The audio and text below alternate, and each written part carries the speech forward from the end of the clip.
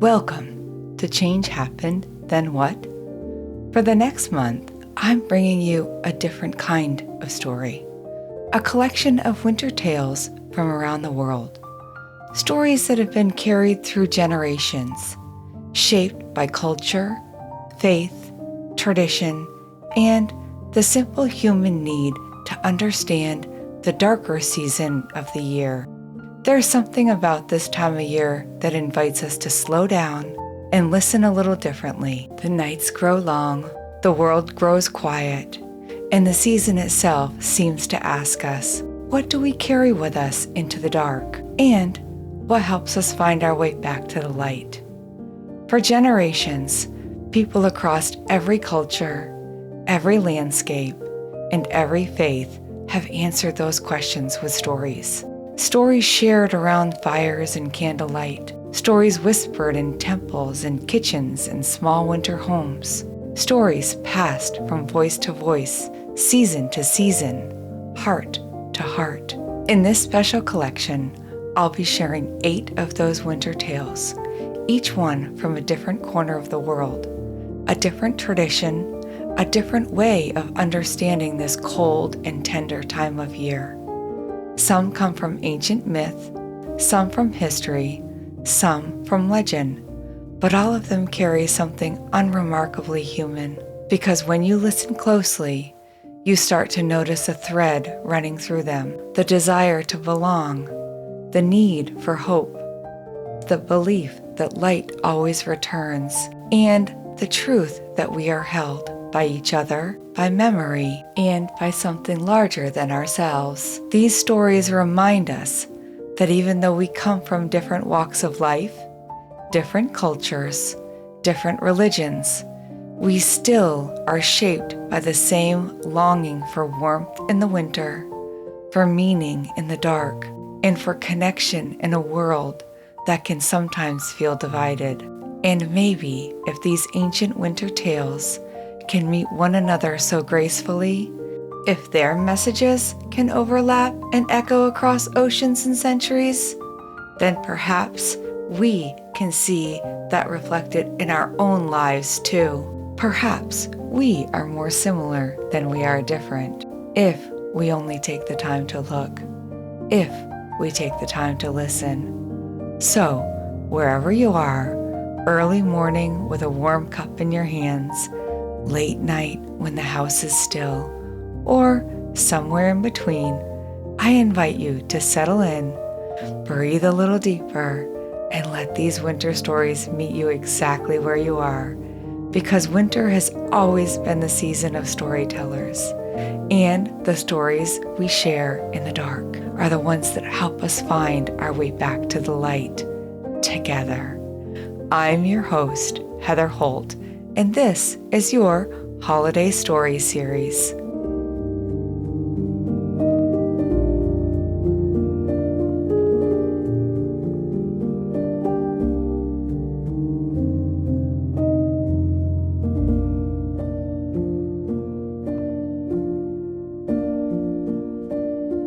Before I begin, I want to dedicate this episode to one of my oldest and dearest friends, Julie, who introduced me to the beauty and the traditions of Judaism a long time ago through her heart and her stories, and of course, her amazing cooking.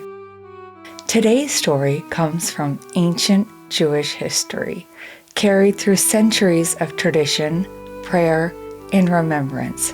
Hanukkah, the Festival of Lights, is rooted in events that took place more than 2,000 years ago in the land of Judea, where identity, faith, and survival were bound tightly together. At the heart of the story is the temple in Jerusalem, a sacred place that held the spiritual center of Jewish life. When a foreign empire took control, their new laws attempted to erase Jewish customs, silence Jewish practice, and replace the Jewish people's sacred traditions with their own. The temple, once a place of holiness and gathering, was taken over, defiled, and used for purposes that left the community grieving. But the story of Hanukkah does not begin with despair. It begins with resilience and with hope. There was, in those days, a small group of Jewish fighters called Maccabees. They were not soldiers by trade. They were farmers, teachers, brothers, parents, just ordinary people who refused to let their identity be taken from them. Against impossible odds, they rose up, determined to protect their right to worship, to speak their language, and to honor their God. The battles were long, the numbers were few, but courage has a way of multiplying when the stakes are deepest. And somehow, miraculously, they reclaimed the temple. When the Maccabees entered their gates, the sight before them was heartbreaking. The sacred menorah, the 7-branched lamp meant to burn every day, had gone dark. The floors were cold. The rooms, once filled with prayer, were quiet and still. But among the rubble, they found a single, small jar of oil. Just one, enough to last for one day. Still, they lit the menorah, not because the oil was enough, but because hope was. And then something extraordinary happened. The flame burned through the first night, and the second, and the third. It burned for 8 full days, long enough for new oil to be prepared, blessed, and added to the lamp, long enough for the people to restore their temple, long enough to remember that even in their darkest hour, the presence of God had never left them. This is the miracle at the center of Hanukkah. Not only that the oil lasted, but that the people chose to light it in the first place. They acted with courage when logic said not to. They trusted in possibility when the evidence was thin. They created a spark so faith could do the rest. For generations, families have gathered in winter to retell this story. Each night, one candle is added to the menorah, increasing the light little by little, just as hope grows when nurtured. Foods fried in oil fills the home with warmth and memory. Latkes sizzling in a pan, soup canino dusted with sugar, laughter rising like prayer. Yet beyond the food, the songs, the gifts, and the rituals, Hanukkah carries a quiet, timeless message. When the world feels dark, don't wait for perfect conditions. Light whatever flame you have, because there is power in small beginnings. There is courage in choosing to hope. And sometimes one spark is enough to change the direction of everything that follows.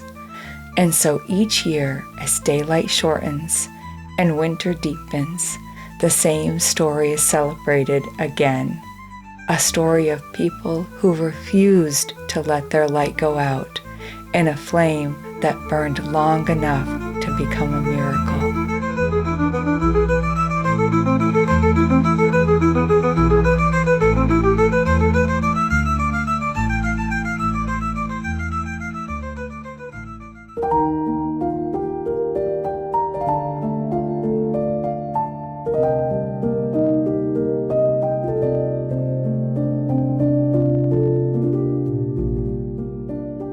Thank you for spending a little time with me in this winter story.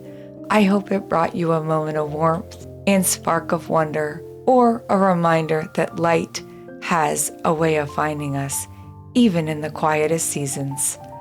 I'm your host, Heather Holt, and around here, I'm never alone. Waylon and Dalton are probably curled up somewhere listening right along with you, or pretending they are while actually dreaming about snacks and snowbanks. If this story touched you in any way, I'd love for you to share it.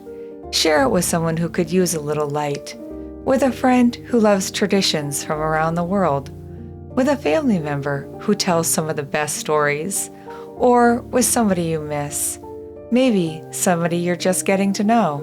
And if you're enjoying this holiday story series, it would mean so much if you took a moment to rate the show, or leave a few kind words wherever you listen. It helps more people find these stories, the same way a single candle can help brighten a whole room. From my home to yours, from Waylon and Dalton, and everyone who makes this show possible, happy holidays, and may the light carry you into the days ahead.